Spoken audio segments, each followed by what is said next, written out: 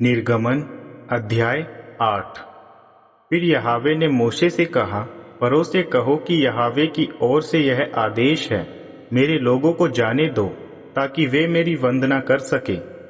यदि तुम उन्हें जाने ना दोगे तो पूरा देश मेंढकों से भर जाएगा।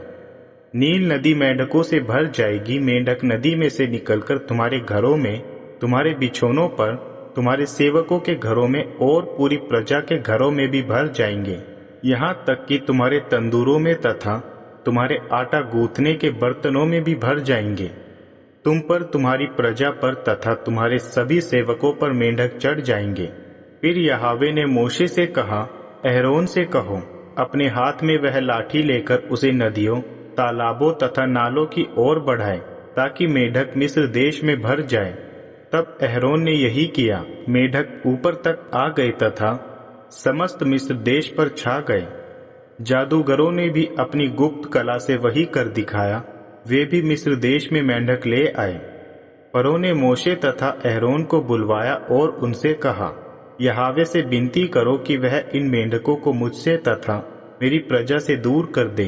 तब मैं तुम लोगों को यहाँ से जाने दूंगा ताकि यहोवा को बलि चढ़ा सको। मूसा ने फरो को उत्तर दिया, तुम ही मुझे बताओ कि कब मैं आपके लिए प्रार्थना करूं कि ये मेंढक तुम्हारे तथा तुम्हारे घरों से निकल जाए और सिर्फ नील नदी में रह जाए। फरो ने जवाब दिया, कल प्रार्थना करना। मूसा बोले, वैसा ही होगा जैसा तुमने कहा है, ताकि तुमको यह मालूम हो जाए कि यहोवा हमारे परमेश्वर के तुल्य दूसरा कोई नहीं है। मेंढक तुमसे, तुम्हारे घरों से, तुम्हारे सेवकों तथा तुम्हारी प्रजा से दूर कर दिए जाएंगे और केवल नील नदी में दिखेंगे।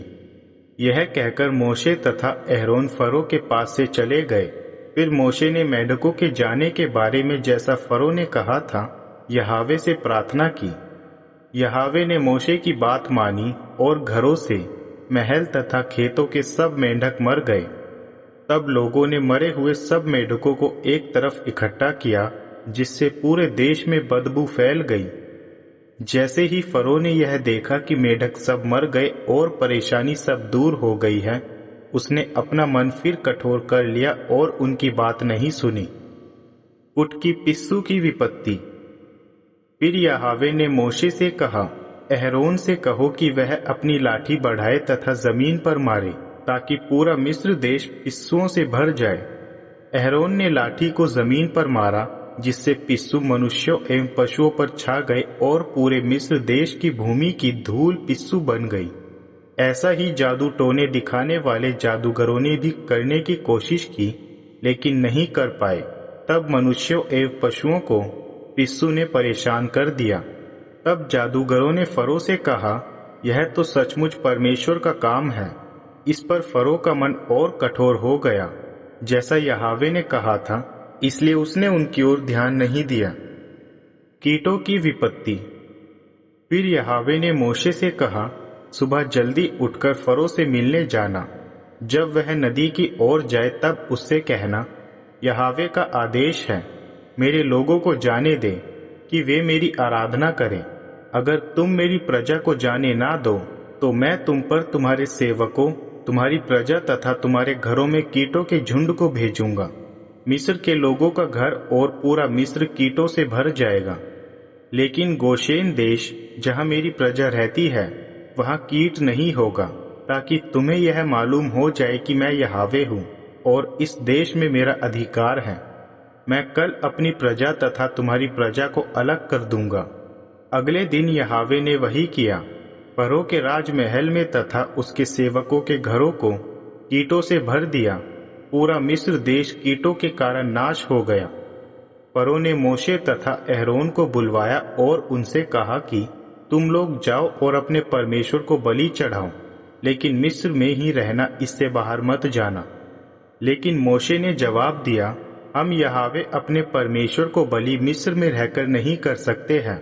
यदि हम मिस्रियों के सामने बलि अर्पण करेंगे तो क्या वे हमारा पथराव ना कर देंगे? हमें तो निर्जन देश में 3 दिन की दूरी पर जाना ही होगा कि हम वहां यहोवा अपने परमेश्वर को उन्हीं के आदेश के अनुसार बलि अर्पित कर सके। फरो ने उत्तर दिया, ठीक है, मैं तुम्हें जाने देता हूँ।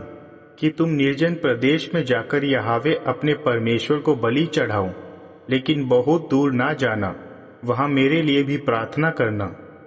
यह सुन मोशे ने उत्तर दिया, अब मैं यहाँ से जा रहा हूँ, और मैं यहोवा से विनती करूंगा कि कीटों को फरो उसके सेवकों तथा उसकी प्रजा से दूर कर दे।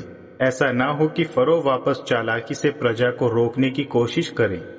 तब मूसा फरो के पास से चले गए और यहोवा से विनती की, और यहोवा ने कीटों के समूह को फरो उसके सेवकों तथा उसकी प्रजा से हटा लिया, और एक भी ना बचा।